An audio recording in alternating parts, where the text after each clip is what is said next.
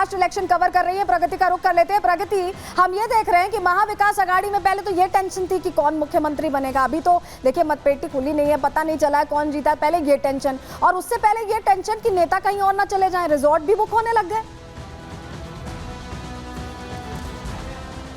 बिल्कुल सलोनी, hotel politics अभी से शुरू हो गई है और देखने को भी मिल रही है। सूत्रों के हवाले से खबर यही है कि अरेंजमेंट किए जा रहे हैं, किसको कहां ठहराया जाएगा, किसको कहां रोका जाएगा और किसको कैसे रोका जाएगा, क्योंकि बात नंबर गेम्स की है और इस पूरे नंबर गेम को लेकर अभी से जद्दोजहद शुरू होती हुई दिखाई दे रही है। आपको बता दूं, एक तरफ महाविकास आघाड़ी की बात करें तो उद्धव ने पहले से ही जो अपने गुट के नेता हैं उनको सतर्क कर दिया, अलर्ट मोड पर कर दिया है। इसके अलावा कांग्रेस ने अपने साथियों को, नेता को अलर्ट कर दिया है और होटल पॉलिटिक्स जिसका आप जिक्र कर रही थी, आप बता रही हैं जनता को, वो भी यहाँ पर देखने को मिल रही है। जब हम महाराष्ट्र की बात करते हैं तो छोटे दल बहुत ज्यादा महत्वपूर्ण हो जाते हैं। उनको साधने के लिए, इंडिपेंडेंट कैंडिडेट्स को साधने के लिए पहले से ही कोशिश हो रही है, बताया जा रहा है, उनसे संपर्क बनाया जा रहा है। दूसरी ओर महायुति की बात करें, जो एग्जिट पोल में जिसका पलड़ा भारी दिखाई दे रहा था, हालांकि कांटे की टक्कर नजर आ रही है, तो ऐसे में महायुति भी कॉन्फिडेंट दिखाई दे रही है। इस बार समझने वाली बात यह भी है, बताया जा रहा है कि 5 से 7% वोटिंग ज्यादा हुई है। अब ये कह पाना मुश्किल है कि ये जो वोटिंग ज्यादा हुई है वो किसके लिए बेनिफिशियल होगी और किसके लिए घातक साबित होगी, लेकिन हर जगह अब मंथन देखने को मिल रहा है। आपको बता दूं, लेकिन टेंशन भी हो रही है और इसी को लेकर सरगर्मी हम महाराष्ट्र में लगातार देख रहे हैं। आप नजर बनाए रखिएगा, आगे आपसे अपडेट लेंगे। फिलहाल बहुत शुक्रिया जुड़ने के लिए और जानकारियां देने के लिए। लेकिन इस बीच जो टेंशन का माहौल बना हुआ है महाविकास आघाड़ी में मुख्यमंत्री की कुर्सी को लेकर, उसको लेकर आपको बताएं, बाला साहब थोराट जो कांग्रेस नेता हैं वो तो ये कह रहे हैं कि हम चर्चा करेंगे, हम बात करेंगे। पहली बार कोई नेता ये कह रहा है कि हम चर्चा करेंगे, बात करेंगे, क्योंकि इससे पहले तो सब अपनी अपनी दावेदारी पेश कर रहे थे। सुनवाते हैं थोराट साहब को। बोला जा रहा है कि यहाँ पे होटल बुकिंग हुआ है, होटल का रूम बुकिंग हुआ है कांग्रेस के एमएलए को रखने के लिए। कोई फियर है क्या एमवीए के एमएलए को रखने के लिए? नहीं, हमने तो कुछ ऐसा किया नहीं है। कुछ लोग ऐसे व्यवस्था करते हैं क्योंकि जो नया आता है तो उनको कहाँ जाने का, तो कुछ लोग करते होंगे व्यवस्था, मुझे मालूम नहीं। तो क्या लग रहा है आपको, कितना सीट आएगा एमवीए? हमारा तो मेजोरिटी बड़ी अच्छी मेजोरिटी बन जाएगी, कोई प्रॉब्लम नहीं। और हाईकमान के टच में है क्या आप? आज आप लोग हमेशा हमारे टच में रहती है, हाईकमांड अलर्ट है। तो वो क्या बोल रहे हैं कि यहाँ पे गवर्नमेंट फॉर्म करने का? गवर्नमेंट तो फॉर्म होगा ही, कोई प्रॉब्लम नहीं।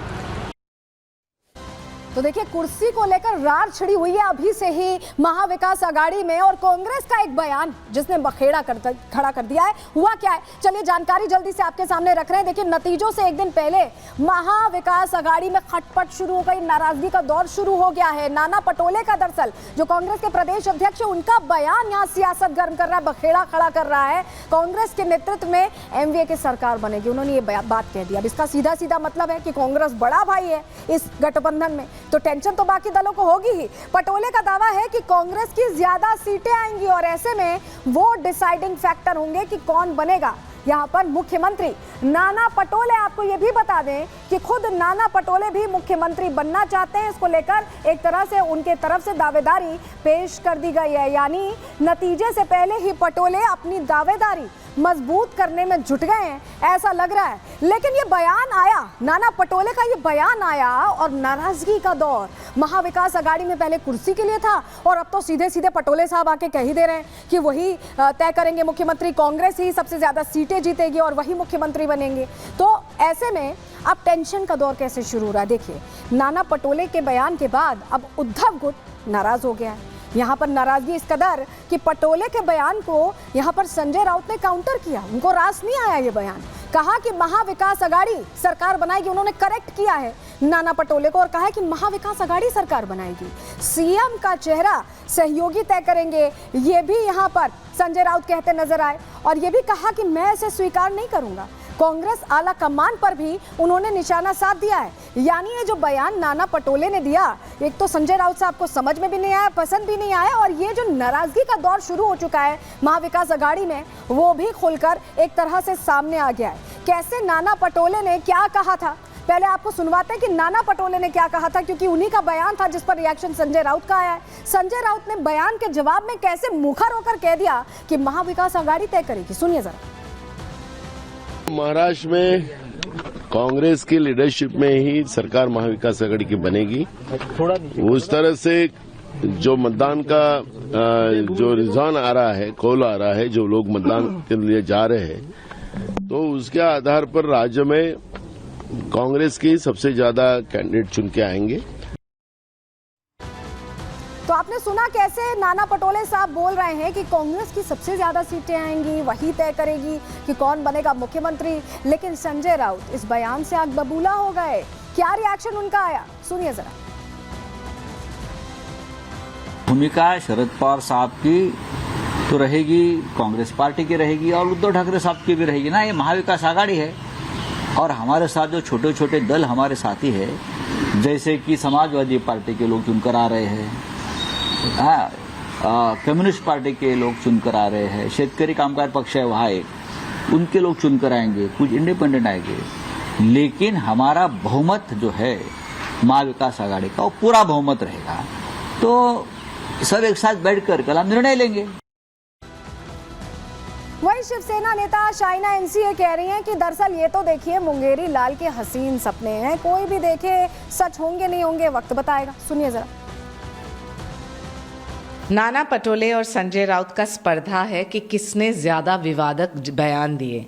ये वही पार्टी है जो विश्वास करती है वोट जिहाद में, नोट जिहाद में। जिस दिन संजय राउत नाना पटोले से कहलवाएं कि आदरणीय हिंदू हृदय सम्राट बाला साहेब ठाकरे जी को वंदन, मैं चैलेंज करती हूं, और जिस दिन नाना पटोले ये समझे कि संजय राउत सिर्फ तुष्टीकरण की राजनीति और मुस्लिम और दलित वोट बैंक को नजर कर रहे हैं, यहाँ स्पष्ट रूप से महायुति जीत के आएगी। और जो लोग विवादक बयान कर रहे हैं, मैं यही कहूंगी कि आपकी नैया तो डूब चुकी है, उम्मीद पे दुनिया कायम है, लेकिन मुंगेरी लाल के हसीन सपने मत देखिए।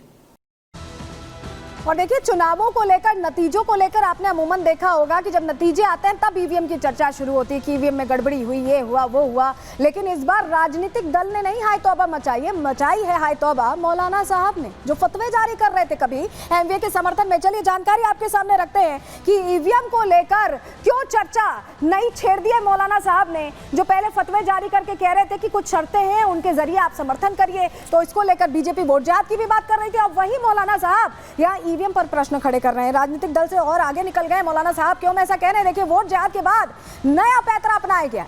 ईवीएम पर अफवाह फैला रहे सज्जाद नुमानी, ईवीएम पर नजर रखने की नसीहत दे रहे हैं। वो कह रहे हैं कि स्ट्रांग रूम में मशीन्स बदल दी जाती हैं, पार्टियों से 24 घंटे पहरेदारी देने को भी यहाँ नुमानी साहब कहते दिखाई दे रहे हैं। तो ऐसा लग रहा है कि वही नुमानी साहब हैं जो ईवीएम को लेकर अब बड़ी बड़ी बातें कर रहे हैं। ये वही नुमानी साहब हैं जो पहले फतवे जारी कर रहे थे, कह रहे थे ये